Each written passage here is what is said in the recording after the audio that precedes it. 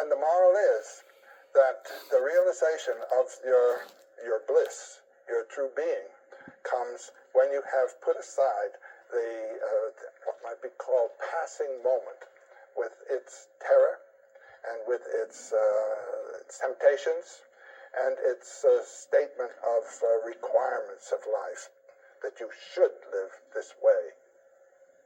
What is that story about, and I forget where it comes from, about the camel and then the lion, and along the way you lose the burden of youth? The three transformations of the spirit. Yeah. That's Nietzsche. That's the prologue to Thus Spake Zarathustra. Tell me that story. When you are a child, when you are young and a young person, you are a camel. The camel gets down on its knees and says, "Put a load on me." This is obedience. This is receiving the instruction and information that your society knows you must have in order to live a competent life. When the camel is well loaded, he gets up on his feet, struggles to his feet, and runs out into the desert, where he becomes transformed into a lion. The heavier the load, the more powerful the lion. The function of the lion is to kill a dragon, and the name of the dragon is "Thou shalt."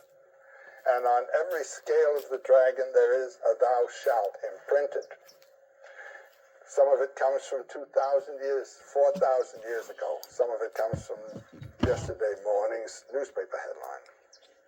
When the dragon is killed, the lion is transformed into a child, an innocent child living out of its own dynamic. And Nietzsche uses the term "ein aus sich rollendes Rad," a wheel rolling out of its own center. That's what you become. That is the mature individual.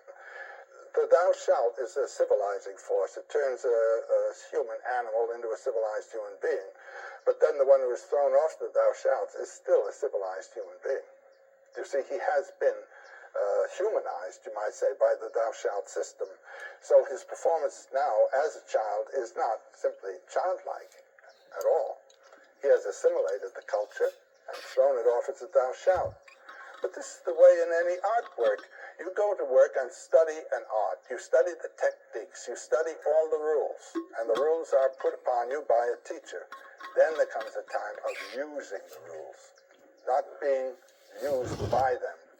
Do you understand what I'm saying? So one way is to follow. I always tell my students, follow your bliss. Follow your bliss? Your bliss, where the deep sense of being in form and going where your body and soul want to go. When you have that feeling, then stay with it and don't let anyone throw you off. Have you ever read Sinclair Lewis's Babbitt? Not in a long time. Do you remember the last line? "I've never done the thing I wanted to in all my life." That's the man who never followed his bliss. Well, I heard that line. I was living in Bronxville when I was teaching at Sarah Lawrence. Before I was married, I used to be eating out in the restaurants of the town for my lunch and dinners. And Thursday night was the maid's night off in Bronxville, so that all the families were out in the restaurants. And one fine evening, I was in my favorite restaurant there. It was a Greek restaurant. And at the table were sitting a father, a mother, and a scrawny little boy, about 12 years old.